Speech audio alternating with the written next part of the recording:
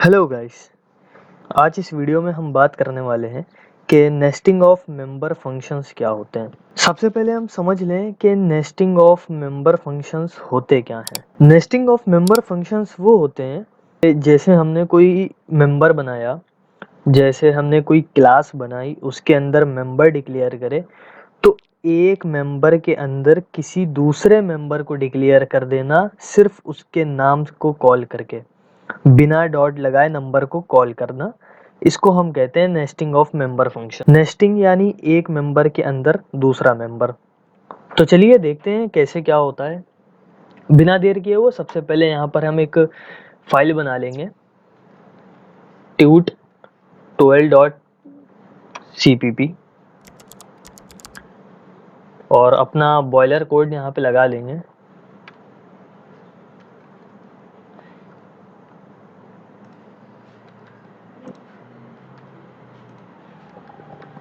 अब हम क्या करते हैं कि एक क्लास बना लेते हैं, बाइनरी क्लास। अब बाइनरी क्लास बनाने से पहले हम क्या करेंगे, जो हेडर फाइल्स हैं उसमें एक हेडर फाइल और ऐड कर लेंगे जिसका नाम है स्ट्रिंग।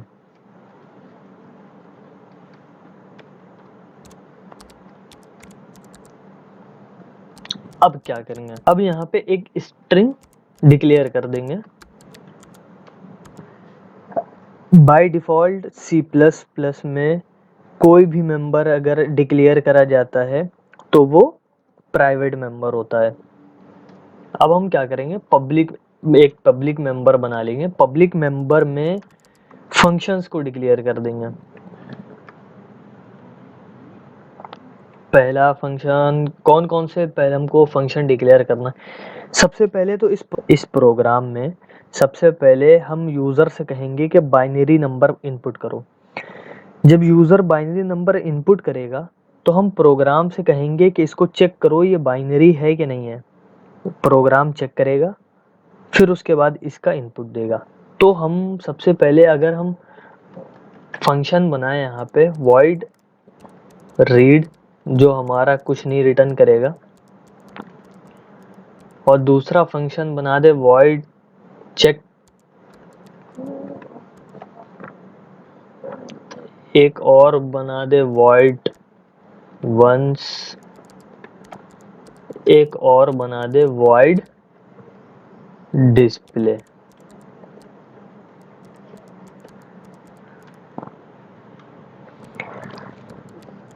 आप चाहो तो इसी void read के अंदर भी डेटा को रीड करा सकते हैं, लेकिन ये कोई बहुत अच्छी प्रैक्टिस नहीं है।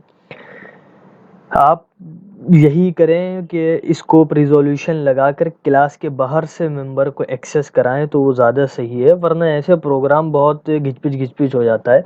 अब अगर हम यहाँ से चाहें तो यहाँ से void read ले सकते हैं, लेकिन हम ऐसा नहीं करेंगे। हम क्लास के बाहर से इस मेंबर को डिक्लेयर करेंगे। सेमीकोलन यहाँ से क्लास को बंद करा हमने। सबसे पहले हमें क्या करना है, रीड करना है। तो एक void बनाया जो रिटर्न करेगा क्या, बाइनरी। स्कोप रिजोल्यूशन लगाया। अब हमने एक रीड नाम की क्लास बनाई। रीड से कहा भैया देखो सी आउट करो और कहो इंटर द बाइनरी नंबर, एक बाइनरी नंबर इनपुट करो। और सी इन से कहो कि सी इन ऐसा है स्ट्रिंग, तुम बाइनरी नंबर ले लो। अब हो ये बाइनरी नंबर मेरा हो गया।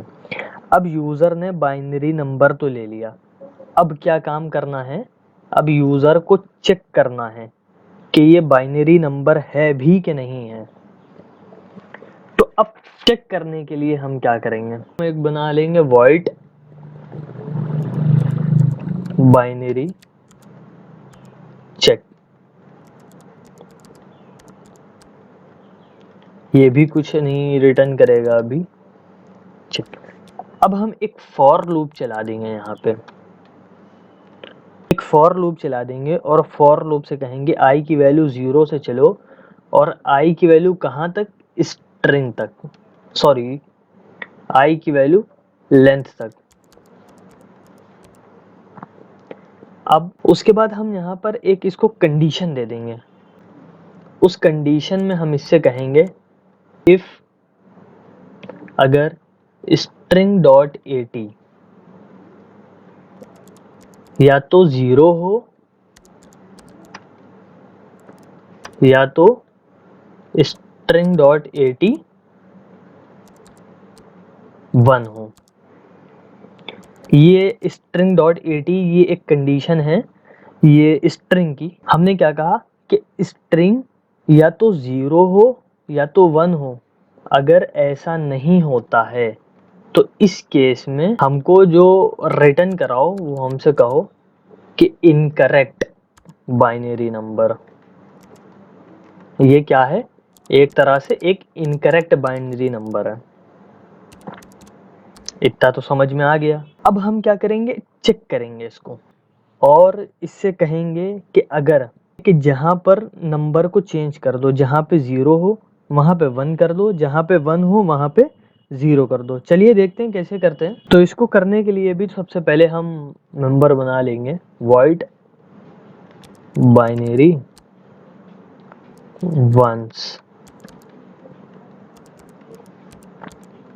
void।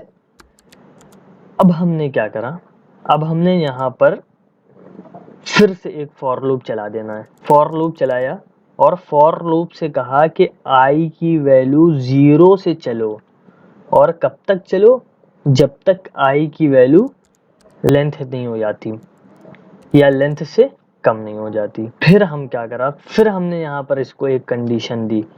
उस कंडीशन में इससे हमने कहा कि स्ट्रिंग की जो वैल्यू है वो 0 हो तो क्या कर देना, स्ट्रिंग की वैल्यू को 1 कर देना, स्ट्रिंग की वैल्यू को 1 कर देना। नहीं तो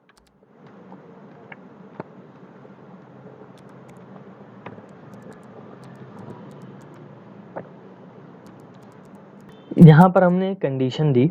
हमने कहा कि अगर स्ट्रिंग की वैल्यू 0 हो तो 1 कर देना वरना 0 कर देना। अगर 1 होगी तो 0 होगी, जाहिर सी बात है।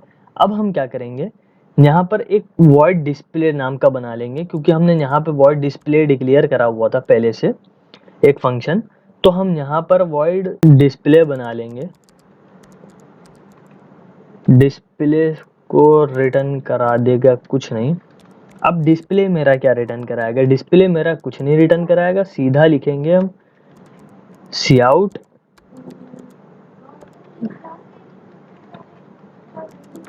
Your binary number is.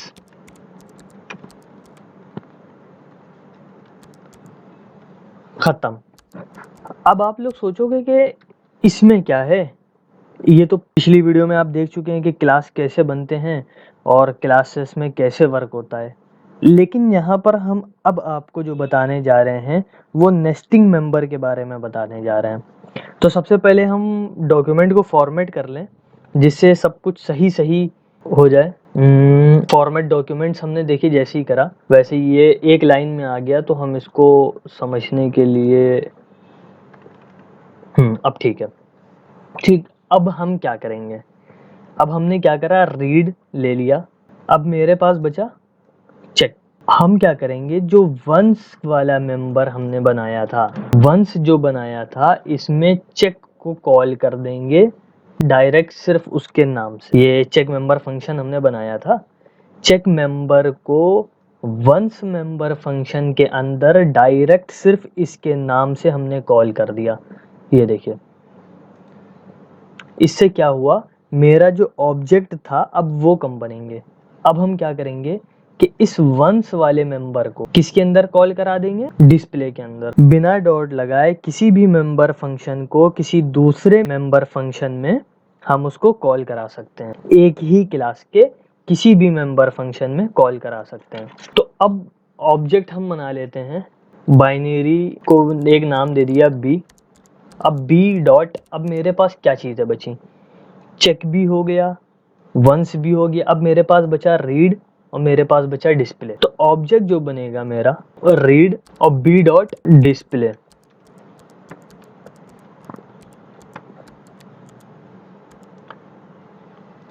अब इसको रन करा करके देखते हैं कि ये वर्क कर रहा है। प्रोग्राम पहले सेव कर लें इसको। कुछ एरर्स दिखा रहा है। अगर आप एक इंसान हैं तो प्रोग्राम करते टाइम आपके पास भी ऐसी एरर्स आ सकती हैं। अगर आप रोबोट हैं तो वो बात अलग है फिर। तो देखिए मैंने कहाँ कहाँ पे गलती करी है। एक तो ये गलती है बाइनरी, और मैं चेक कर लेता हूँ एक बार इसको। यहाँ पे सेमीकोलन भूल गए थे। चलिए फिर से एक बार इस प्रोग्राम को रन करा के देखते हैं। बाइनरी नंबर इस 1101।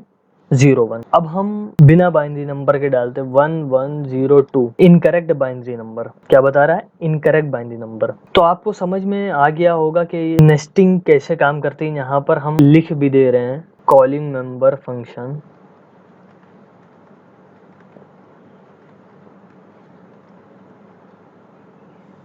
और यहाँ पे भी